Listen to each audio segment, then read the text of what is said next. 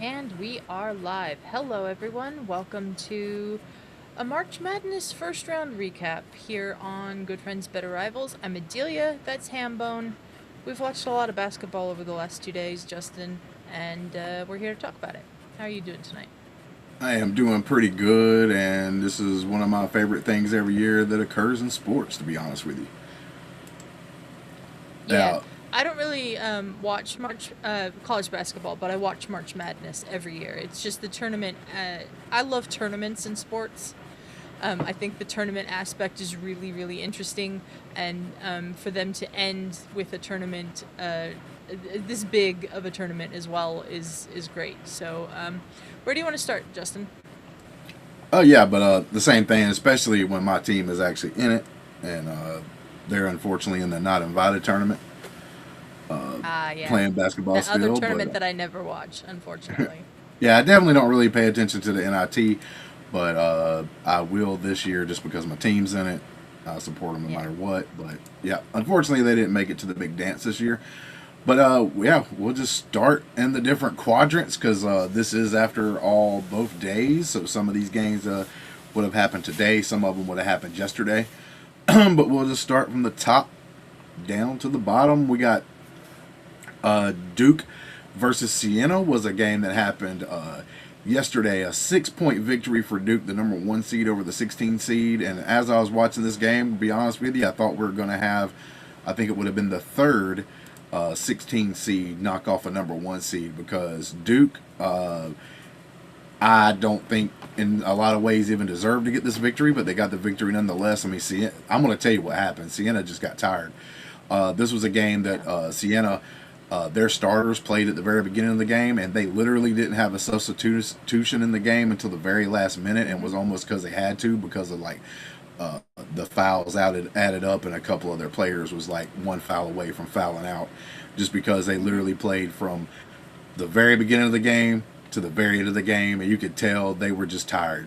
Duke had more players that could get out there on the court and do the thing, but Siena almost pulled off a great upset, but just couldn't get it done. Then we had Ohio State and TCU. This was a very tightly contested game as well. This one right here is an 8-9 seed. I really don't really. Technically, this was an upset game because the 9 seed TCU ended up pulling out the victory.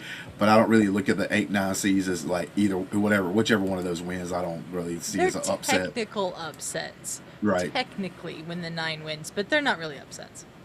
And yeah, but I don't really look at them like that. But this was a really good game. I watched this one pretty closely. But some good stuff out of that one. We had St. John's, the 5 seed, playing the 12 seed Northern Iowa. I actually thought this one was going to be closer, but nah, man, St. John's was beating this team at one point. It was like ridiculous. They jumped on them at the very beginning of the game. I think they were winning the game at some point. It was almost like 20-2 or something like that. Started this game. Ended up beating them 79-53. Then we had this was a surprising one for today. Number four Yeah. Kansas against the 13 seed CA Baptist. I've never even heard them ever. Uh, California Baptist. yeah, didn't even know California had a Baptist church. Like, but here we Did, are. did I'm sure they have a Baptist church, but I didn't know they had a Baptist university. And this team had a crazy comeback in this game. Fell short, but a crazy comeback in this game. Oh yeah, like I agree with the announcer whenever I was watching this game because they were actually talking about towards the end. Like one of the guys said, this loss right here is going to be mean more for this program than any victory they have ever gotten in that program so far. And I actually Yeah. agree because of the fact that like I was sitting there like, oh my god, I can't believe this is even. It got closer. The couple of points Kansas got there towards the end was because of fouls and stuff because of time. Them CA Baptist running out of time. But yeah, CA Baptist was down 26 points in this game at one point and almost came back. They got within like 4 or 6 close to the end there, which was pretty amazing. It was one of the most entertaining things to like watch in the tournament so far. I thought that was actually pretty good for them to come out there and do that, and pretty crazy to be honest with you. But if they would have came back and done that, that would have been a thing talked about in March Madness history for years to come. We then had number 6 seed Louisville against 11 South Florida. This is a game that I actually picked, I think, on my bracket, which you always have to pick up some couple of upsets. I actually picked South Florida to get an upset over Louisville here. It didn't happen, but it wasn't that far away. A 4-point victory by Louisville here. South Florida played really tough, almost come out with a victory in that particular contest. So the 6th seed moves on there. We also have with a couple of comments in the chat. Go ahead. 8 versus 9 is very close, which is true. And Dom Daniels Jr., that is the name. I don't know who Dom Daniels Jr. is. Ferris, please elaborate. Okay, do it. All right, so number 6, Louisville goes up against the. I just talked about that one. Sorry, but the 3-seeded Michigan State went up against North Dakota State. There were some people trying to act like this game might be close as well, but nah, man. Michigan Andy, State. thanks for joining us. Michigan State whooped them. Wasn't no chance in hell in this game. If you pick North Dakota State to beat Michigan State in your bracket, don't make a bracket next year. Just give it up. All right. Then we had the 7-seeded UCLA versus UCF. Both of these, like Central Florida, South Florida teams, played really tough. Another 4-point defeat. They did. I watched most of that UCLA UCF game, and it was really good, really close. Oh yeah, no, 4-point victory. South Florida lost by 4, but these seeds, they almost a 10 and 11 seed respectively, almost came out with victories. There was a lot of there. I think I've seen a tournament here and there that may have had technically more upsets, but this tournament I'm going to give props for how good the teams played. Like there was a lot of teams lower seeded that could have easily won the games they were in. Then the one that we were watching here that kept us a little later than what we probably wanted to be doing the show tonight was the UConn-Furman game. 2-seed UConn against 15-seeded Furman. That game, another highly contested game throughout. UConn and Furman, it was pretty close pretty much throughout this entire game. Then a 15 seed that put up a really good fight against UConn, who some people might even have picked to win this whole thing. Yeah. We got some more comments in the chat. Ferris says Dom Daniels Jr. is the star point guard at California Baptist. Okay. He says Louisville lost their star man in Mikael Brown Jr. And he's asking if Purdue's going to win the Natty. And Ferris doesn't get think out so. of here. Yeah. Purdue, I don't think Purdue's going to get it. My team that I picked to win this whole thing, we can get into towards the end. But just to finish out this East, this was the East bracket that I was just talking about, the matchups. Tomorrow we're going to have games. Now all these games ain't going to happen tomorrow. You got Saturday and Sunday. But Duke versus the 9-seed TCU is going to happen. St. John's, the 5-seed is going to go against the 4-seed Kansas. The 6-seeded Louisville is going to go up against the 3rd-seeded Michigan. And the 7th-seeded UCLA is going to play the 2nd UConn. Now we move to the South region. Florida, the team. Well, I didn't have to wait too long to talk about the team that I picked because right here is the team that I picked to go on and win the whole entire thing. I'm picking Florida for the back-to-back because, bro, they scored an NBA score tonight and they dominated. I'm talking about it was ridiculous. This, if people want to do the comments now, the BTA, the belt to ass, this right here was a belt to the ass. 114 to 55, just a total domination. And like I said, 114 is like some NBA scores, and NBA has a pretty good amount more time during the game to score those 114 points. That is a 59-point win. Yeah, pretty ridiculous. Sorry, Yeah. Prairie View, but the Prairie Dog came out, saw a shadow, and got the hell back in the hole. That's all I got to say about that one. All right. He's not a prairie dog. That's a growl. Yeah, that is a round hog. It's a ground. Stupid. Oh, man. I really fell. That's a failure. All right. The AC Clemson versus that was not my wife laughing in the background, by the way, if you heard it. Yes, it That was was. not.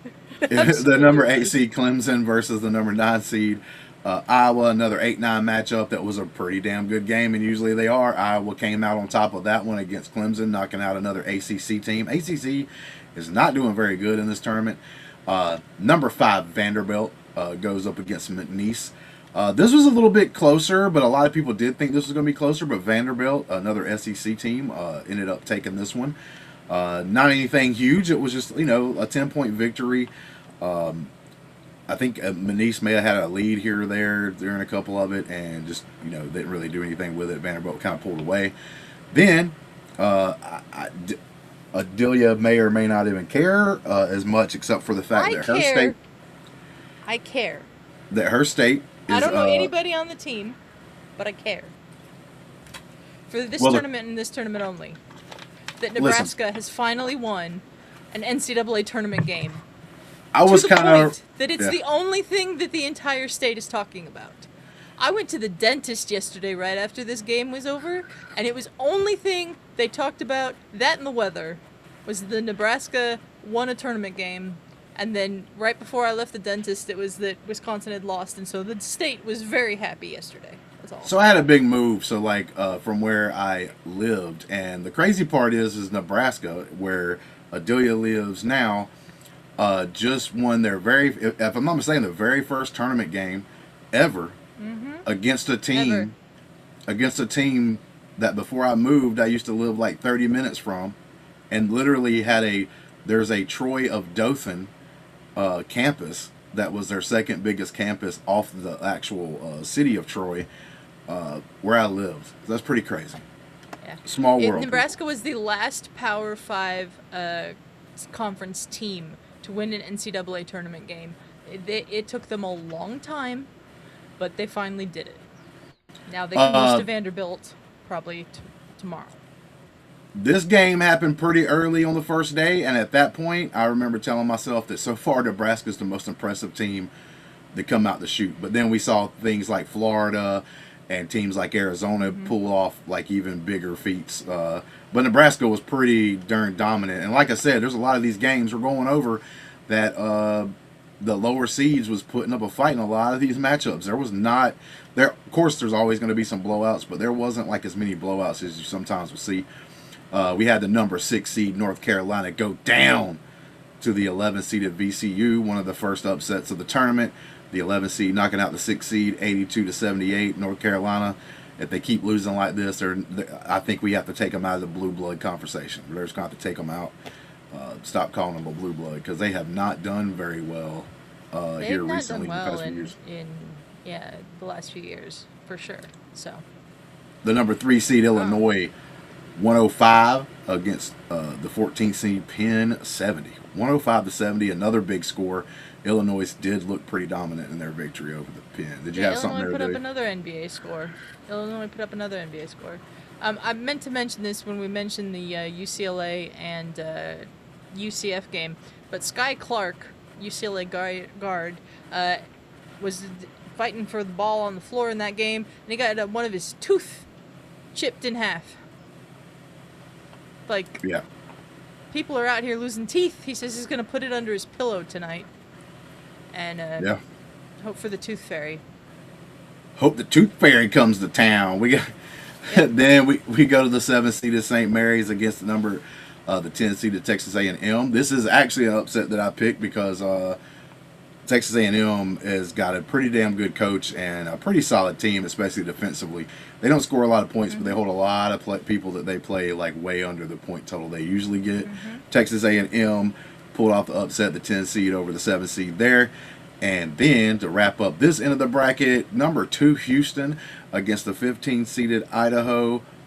I don't know. Yeah, Houston's they were pretty dominant as well. Didn't score the huge points, but they held their team to under 50 points, 78-47. Just this game was not entertaining whatsoever. I can't remember anything from this game except for the fact that Houston dominated them to death. It was pretty Texas much A&M to win. But for this bracket, games will be.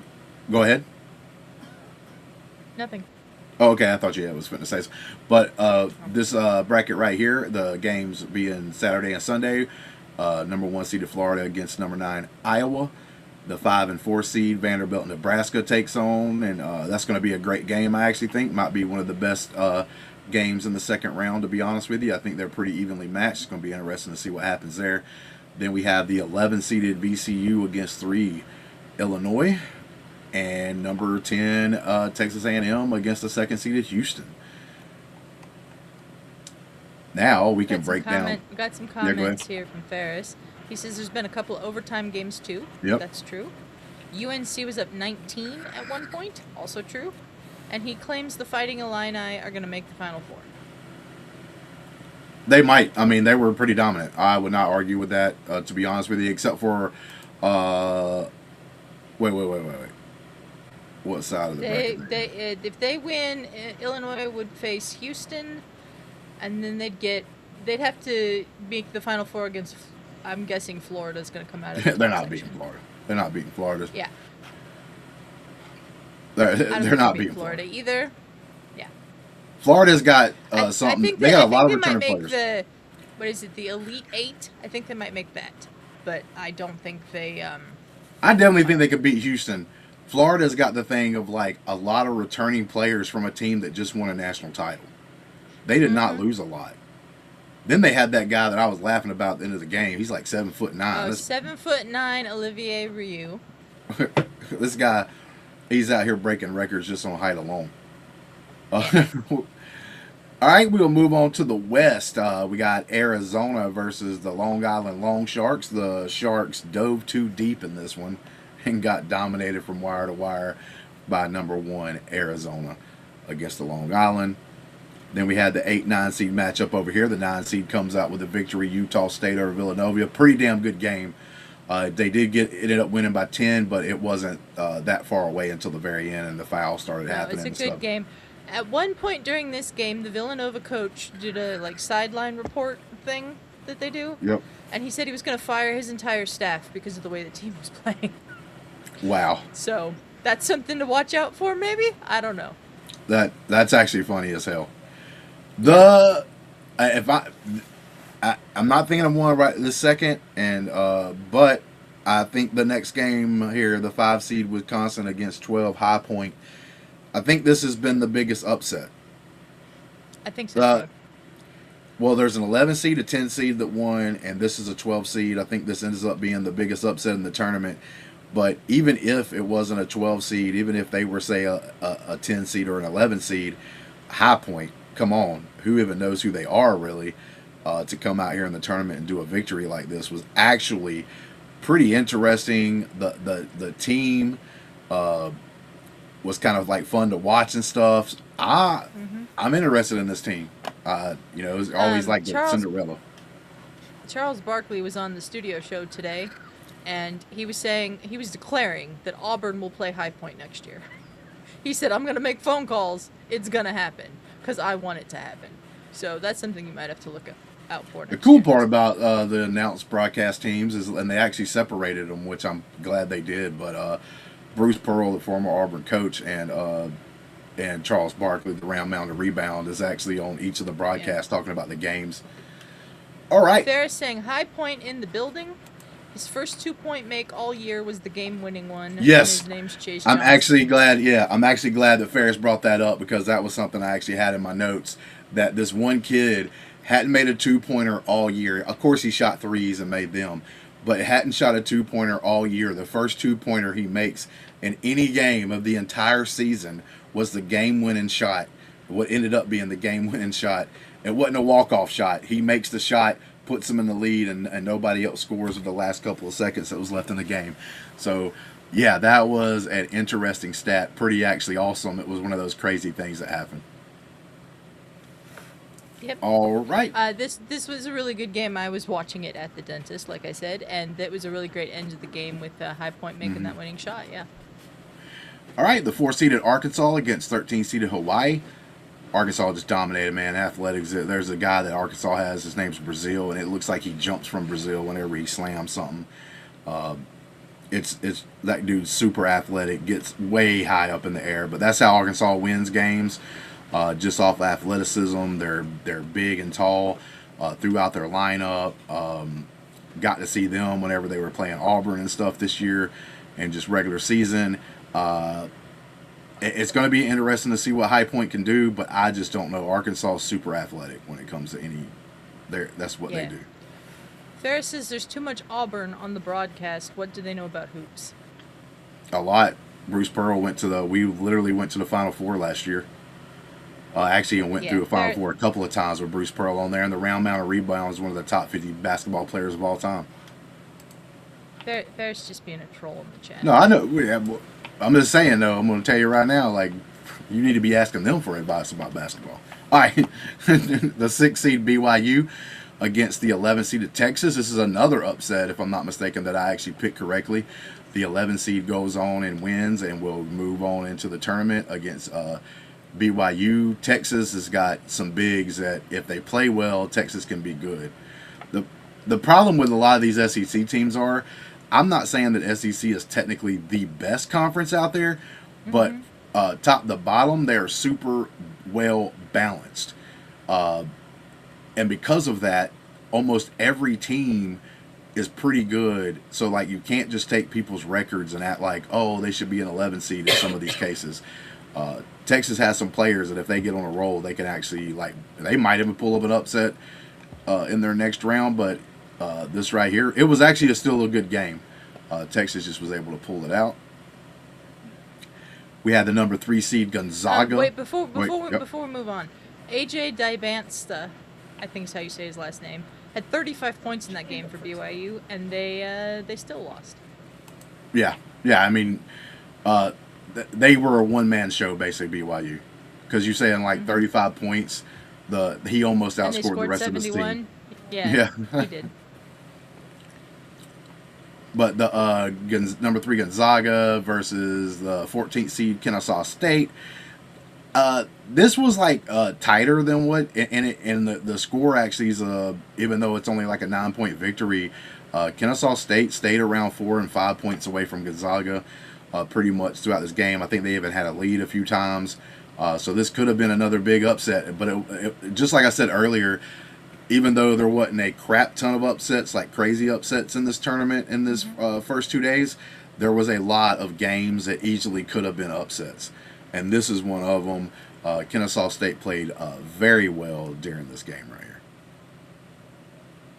Yeah, I saw some of that game, and it was a very good game. Kennesaw State played very well, and Gonzaga was Gonzaga.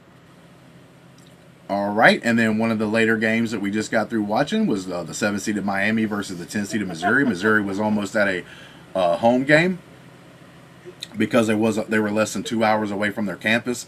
But Miami was able to withstand that, even though most of the crowd was behind Missouri. It was almost like Miami on a road game. Miami came in, did the thing, and ended up pulling away. It was a very close game to the last 4 minutes, and Miami was able to put it to bed there at the end.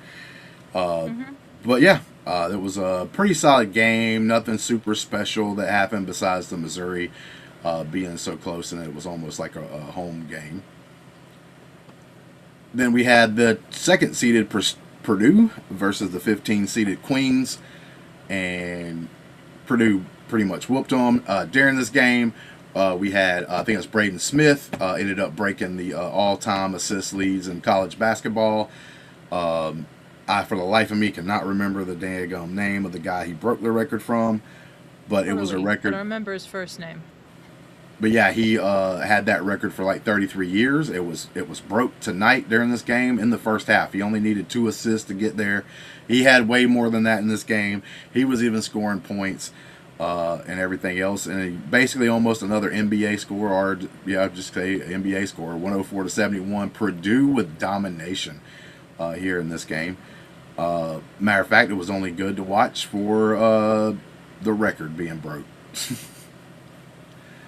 Yeah. So for the next 2 days, in this side of the bracket, you're going to have the number 1 seeded Arizona against Utah State, 12 seeded High Point against Arkansas, 11 seed Texas versus the 3rd seeded Gonzaga, and the 7th seed Miami versus the 2 seeded Purdue. Gonna be some pretty good games like in that region. Got a couple of upset teams, and the way Gonzaga played, I could see them getting beat by Texas. High Point is going to be really interesting just to see how they can go against the athleticism of Arkansas. That'd be pretty crazy. I think if they were to beat Arkansas, I think Arkansas might take that one, but it's going to be fun to like see what happens, especially the first 20 minutes, just to see if High Point can hang in there with them. Yeah, that'll be interesting to see. All right, then we got the Midwest. Number 1 seeded Michigan, 101-16 Howard 80. Pretty much basic 1 versus 16 matchup here. They didn't like destroy them like some of the other games we've talked about here, but Michigan pretty much dominated throughout.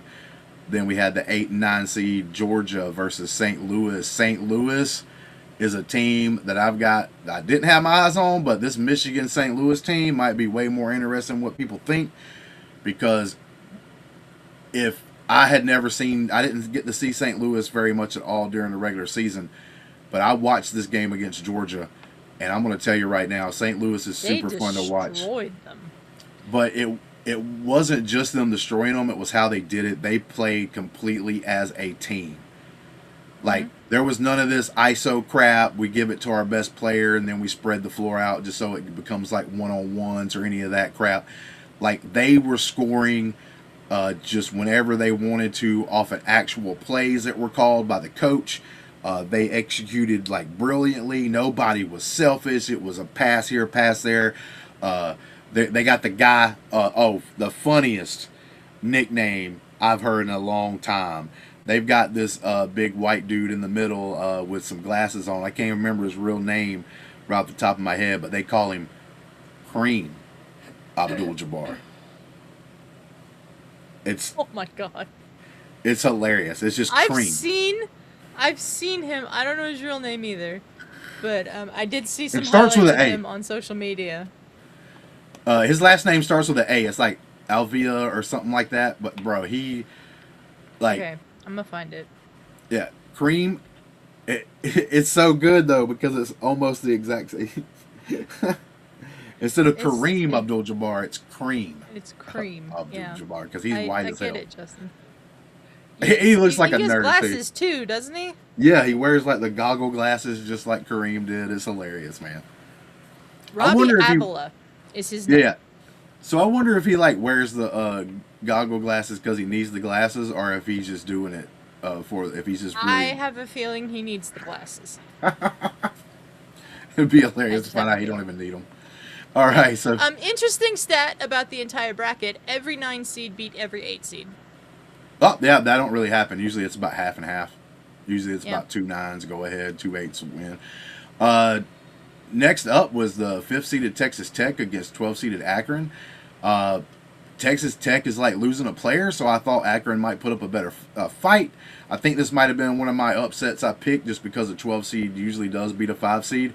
And I was wrong on this one. Texas Tech actually still dominated, even with like missing out on one of their pretty good players that they had. They actually had like a bad run where they lost like games going into the tournament. So I was actually shocked I'm not shocked they won the game. I'm just shocked that they won the game by 20 points. Yeah. I think Akron has one of the best team names in all of college sports, the Akron Zips. Yep. I think that's fun to say. They put up a bit of a fight against Texas Tech, but Texas Tech just took over. Totally agree. The number 4 seed Alabama took on 13th Hofstra. Unfortunately, I had to pick. Close in the beginning. Yeah, it was, and I picked Alabama to win this game, even though I didn't want to. Alabama sucks. They stink. Yeah. I think a lot of people were wondering how Alabama would do, considering their second leading scorer, Aiden Holloway, I believe his name is, got arrested for felony drug charges and kicked off the team, basically, last week. So they're playing without their second leading scorer. That didn't really bother them in this game, but I wonder how much that might affect them against Texas Tech. So a little bit of piece of information, Aiden Holloway actually started off his career at the Auburn Tigers. He was there for like a year. Then he left, which nobody, I mean, these days you can kind of see people leaving and coming and going and stuff like that. But this jackass decided to leave Auburn and go down the street to Alabama and join their team, which is something you really don't want to do just because of how big a rivalry it is. You know, you're going to get like hate because of just doing that alone. So not only was he dumb enough to do that, but he was there on their team last year. He didn't really get in any trouble. But like you just said, this year he gets in trouble. He was found with over 2 pounds of marijuana. Marijuana is illegal in the state of Alabama, but it's especially illegal when you have that much of it. And one of the excuses are selling it to other people. But he, well, that's enough for them to consider you being an actual dealer. So like when he gets caught with it, he's like, he says something to the effect of like, I was just holding it for a friend to give to a friend. I didn't know it was illegal. It's like, bro, pot period's illegal in Alabama, no matter how much you have. So yeah. How dumb is that? But then also somebody tried to defend him by saying like, oh man, that much ain't even illegal in most state or half the states or something like that now. And 50 but it's of still legal in a lot of them. right. But the problem is though, the person trying to defend him with that, because of how much he had, most states you can have up to a pound, even in the ones that are like where it's like legal to have it. But 50 of our states, it's illegal if you have more than a pound. And he had over 2 pounds. So like even if he would have been in one of the states that were like usually okay with you being able to smoke pot and everything, he still would have been in trouble. So yeah. Can't even defend it on that. Just a bunch of stupidity. But yes, they ended up pulling out a 20-point victory. We'll see how far Alabama goes. I don't think they're going to go farther than the next round. They might beat Texas Tech because they're down a player. They're both down a player technically. Alabama does have a terrific scorer in what's his name? Purifoy. I think I'm saying it right. But yeah, he's one of the best. He's like a ridiculous scorer. Either Alabama or Texas Tech, I think, isn't getting past Michigan. If Michigan gets St. Louis, but I expect them to. So, Yep. We got 6 seed Tennessee versus 11 seed Miami of Ohio. Tennessee actually, I thought they would win this game, but I was actually shocked at how dominating they actually did at Miami of Ohio. A lot of people like Miami of Ohio coming into this tournament because they had won pretty good amount of games and everything. But yeah, the way that Tennessee was able to 32-1 before this game today. Yeah, and have Tennessee dominate them this much was like a 22-point victory. It's pretty crazy. Yeah, pretty crazy. Then we go to the 3rd seed Virginia against the 14 seed Wright State. This was actually another one that was super close throughout the game. That one happened today. There were times where I thought, oh no, Virginia's about to get knocked out of the tournament. And they ended up pulling it out, which is pretty crazy too, because I think Virginia, the last 3 tournaments, have gotten knocked out in the first round, even though they've been like decently ranked, like as far as like the seeds. They're one of the teams that's been giving up people upsets and stuff like that. So I was like, oh shit. But they still only won by 9 against the 14th seed of Wright State. I don't know if you got any of this one right here or not. I did not catch any of this one, but Virginia looked like they played pretty good when I looked at the stats. So then we go on to the best game of the tournament, period. Mm-hmm. The 7-seeded Kentucky Wildcats versus the 10th seed Santa Clara. This right here was the best, bar none. And they've been like another overtime game, because this game went to overtime. There's been another overtime game in this thing, and some like really good, solid games like we've talked about already. But this is clear-cut the best game of the day. So Kentucky went down. They scored. I think it gave them like a 1-point lead or something like that. And then Santa Clara went down, or maybe, I can't remember the scoring, but I know Santa Clara went down the court like pretty quick, and they hit a 3-pointer. yeah. And they're excited because literally there's only like 3 or 4 seconds left in the game. They're like running with their hands up and everything, like, oh my God, we just won possibly. And the coach waited too long. So the coach tried to talk about how he had called timeout to try to set up his defense. But the problem is, I listened to an expert, and that's why you don't make decisions right off the top of your head or get pissed off, because I know a lot of Santa Clara fans or whatever getting mad, especially after their coach said what he was doing. And it is obvious they got a replay of him like calling timeout. But the problem is he waited too late to call the timeout. You can call the timeout when there's no possession. That means so when the ball went through the net or whatever, you can call timeout immediately because that means nobody has the ball yet, so you can call the timeout. But Kentucky grabbed the ball and was trying to throw it in really fast. They like grabbed it really quick because they knew they had to go really fast. So they grabbed the ball really fast and was already starting to pass it in before he technically called the timeout. As soon as Kentucky grabbed the ball for the throw in, you cannot call the timeout as the other team. Yeah. So that ends some of that controversy. Ferris saying coach went to the wrong ref. He should have went to the baseline ref to call the timeout. Yeah, that could have actually helped. Maybe that would have did it faster and they would have noticed it faster. But yeah, so pretty controversial thing that happens there. But Kentucky gets the ball, they go a little bit past beyond. They had enough time that the guy could dribble a little past half court, but it's still a very long three-pointer. Banks it off the backboard, goes in, and then Kentucky. It still stays pretty tight during the first few minutes of the overtime, but then Kentucky kind of dominated towards the end of that overtime, and it only being like a 5-point victory. But yes, the best game of the entire tournament was the Kentucky-Santa Clara game. Thank you, Santa Clara. So far. Yep. Thank you, Santa Clara, for being part of that game. I respect you, even though you lost. Yeah. All right. We had the 2-seeded Iowa State versus the 15-seeded Tennessee State. This was another pretty much just blowout. Not as crazy as some of the blowouts that we've seen, but it was pretty much a domination from beginning to end. Iowa State. Iowa State's a pretty good team up there. It's going to be interesting to see them versus Kentucky the next round. And while I'm saying that, we'll go ahead and talk about the next round. The next couple of days, we're going to have Michigan versus St. Louis. Like I said, I'm going to watch this game. It might be on the main thing. That St. Louis team to me showed me something. They reminded me of, like, when the Detroit Pistons won the NBA title a couple years in a row. They didn't have any brand, huge names on the team. It was just a bunch of like solid players that played well together and they would win championships. St. Louis is like that kind of team to me. They so unselfish and stuff. They're so fun to watch. Texas Tech versus Alabama, the 5 and 4 seed, the 6 seed and 3 seed Tennessee versus Virginia, and the 7 seed and 2 seed Iowa. This one actually pretty much didn't have, they didn't have really any true upsets on this side of the bracket, so this pretty much stayed chalk. Yeah, I think I picked Kentucky to beat Iowa State, but after seeing the games, I might go Iowa State beats Kentucky. It might be. Kentucky's a really Jekyll and Hyde team. It's according on what they do because they have the size, they have the athleticism, but sometimes, unlike the St. Louis team I was talking about, sometimes they just don't play good for some reason. They don't like get in sync and rhythm. But if they do, if Kentucky could play with their talent and the way they should play, I could see Kentucky getting hot and almost winning this whole entire damn tournament.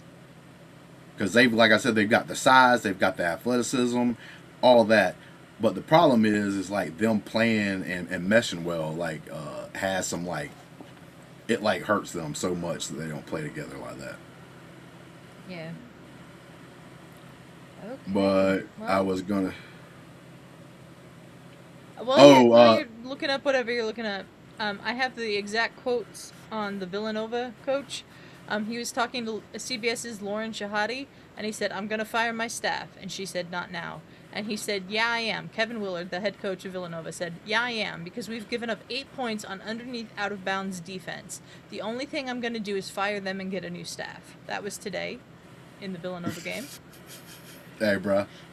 Do his thing. And, also I wanted to say that one of the best quotes of the tournament so far was from Flynn Clayman, who's the High Point head coach, after upsetting 5-seed Wisconsin. He said, "They said we ain't played nobody. We've played somebody now." Because a lot of people were saying, like, High Point hasn't played nobody. Yeah, he was about to cry. Good for him, good for High Point. I think they probably don't go much farther. But Ferris is saying, shout out to Kareem Abdul-Jabbar, Larry Nerd, Milk Chamberlain. That's all of it. Yeah, he's got like 3 of the best ever nicknames. That's all 3 for that same guy. That's Kareem crazy. Abdul-Jabbar, Larry Nerd, and Milk Chamberlain. Like this dude's That's got the best, crazy. and he actually played good in the game that they ended up winning. So, but I will say this is Yeah. actually a Nebraska stat. Sanford, the guy with the last name Sanford on the Nebraska team, he scored 23 with 7 for 12 from the 3-pointer alone in That's that good. game. I'm just going through some of my notes here. Okay. Let me see. Oh, there's actually a note that proves that I. Oh crap! It ain't gonna show up on the camera. Well, maybe if I No, get it's it not in gonna the show right up on the spot. camera. Nope, nope, nope. It almost did for a second. But anyway, I have a Yeah, note right yeah, there that Ferris. says, We knew this already. We established this earlier. yeah, from a. But I was just gonna point out that on my notes, I was like, from a first 2-pointer of the year, crazy. In this, and the tourney was my exactly Mm-hmm. like quick note that I put there. Duke barely survived. Uh, Let me see. Let me see. Most interesting thing of the entire first round for me, Siena up against Duke, and this plays into you saying they got tired. Didn't make their first substitution until 10 seconds remained in the game. The starting five played until 10 seconds remained in the game. Mm-hmm. That's just insane. Like, how do you not make substitutions? Like, I understand you trust your starting five, but like, surely somebody could have come in to let one of them sit down for a few minutes. Yeah, I definitely Like, would have did that. I definitely would have tried to like sprinkle in somebody here and there just to, because I think that they possibly could have won that game if the starting 5 people had better fresh legs going into yeah. the end of the game. Mm-hmm. And plus, to me, that list shows like you don't have no trust on anybody but your starting 5. Like that Yeah. just kind of shitty for everybody that was on the bench. Like, bro, you don't even give us a chance to go out there for a minute, like Yeah. of game time or something like that. Like, I mean, we're not that terrible. It was baffling to me that they didn't make any substitutions until 10 seconds left in the game when the game is already over. They're not going to win the game with 10 seconds left. So that was weird. And Most fun I saw on social media during this was the Arizona Iced Tea Twitter account during the Arizona Long Island game, because people were calling it the Battle of the Iced Tea. You know, Arizona Iced Tea nice, and Long Island Iced nice. Tea. They tweeted out some funny stuff, including at the end, there's no I in team, but there is in tea, with a graphic that says, "Now that's what I call tea." It was really funny. I enjoyed that a lot. And let's see, what else did I like a lot. Real time notes here because I found another one. This is funny just because of like as I'm writing it, I literally use like I got the S25 like plus whatever that has like the little pen that you can write on the Samsung phone, and I'm like actually writing these on my phone. I'm like SEC rolling so far exclamation point, because at the time they were like 8-0 or something like that, and then my very next note, Georgia destroyed. And I want to shout out Long Island guard Eddie Munyak. He's a sophomore. He'd only seen 2 minutes on the floor all season long, but he played in the final minute against Arizona. And with 53 seconds left, he caught the ball, tossed up a contested 3, and it went in. His first points of the entire 2025-26 campaign, and his first career points in March Madness. So that's got to be special for him. But I don't have a whole lot. There was. Oh yeah, Ferris is right. Duke great Bobby Hurley had the record for the assists that Braden Smith broke tonight. Nice. Yeah, it was Hurley. I knew when I heard you say, I think you said the last name earlier, I knew it was Hurley at the time. Yeah. Ferris says they had 7 men for the game. Jerry McNamara, future coach of Syracuse, he was a part of the 2003 team. I'm guessing that's in reference to Siena and why they didn't sub. That sucks if they only had 7 men for the game, but surely the other 2 on the bench could have subbed in for a minute. And Ferris saying Arizona should get all the Arizona kids a case of their favorite flavor. Arizona Iced Tea is actually a New York company. Let's see, what do you got here? Hang on. And it's technically not college basketball, but we are talking about college. One thing that's happening right now is college baseball. And I was going to see if we could share this one clip of something that pretty crazy that happened earlier in the day, and it's between the number 2 team in the country and the number 5, maybe 4 team in the country right now from college baseball. Okay. Let's see I don't think we can do this full screen, Justin. We'll get copyright flagged. All right, we'll do it like this. Bases loaded, 1 out. Tigers down 2. Bristol Carter. Shot Okay. to center. Scores 1 against through his legs. Oh no. Kind of funny thing that happened there. But the funny part that happened there, you can take it off the screen now. But the funny part that happens there is, so the guy that played center field, he's the only offense from Texas. So if you saw the score, it was like 3-1 in the bottom of the 9th inning. The reason why they had 3 was this guy homered twice there in the game. And the second home run he hit, because he put him up above Auburn and it was close to the end of the game, he was taunting the crowd, being kind of like stupid about it or whatever. Went around the bases and everything, like showboating super hard. He's the reason why they lost the game. Don't showboat. Do not showboat. It will come back to bite you in the ass. Like, there's a good chance that we could have tied it right there, because that was a solid enough hit that we had bases loaded and it was only 1 out, that we could have scored from second, possibly. It would have probably been really close, but there's a good chance we could have tied the game. But because of what happened there, we definitely won the game. So Nice. Pretty crazy. Congratulations to Auburn on the baseball win, since they're unfortunately in the not invited tournament here today. Ferris says Arizona iced tea is a New York brand. What? It is. It's like finding out Kinder is Italian, I'm guessing he means, but a German name, and they own Ferrero Rocher. Okay. Yep. I mean, he's kind of right. Yeah. But I remember that stupid crap, the salsa commercial, remember? It was like Old El Paso or whatever. Where's this made? New York City. There you go. Yeah, I remember that too. All right, everyone, thank you for joining us here on this first round recap of the NCAA March Madness tournament. We'll probably be back with a second round recap after the second round. And if you're new to the channel and just finding this for the first time, please subscribe to the channel.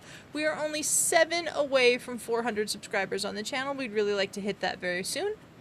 Please like the video, share the video, comment, leave us a comment. What was your biggest upset of the first round of the NCAA tournament?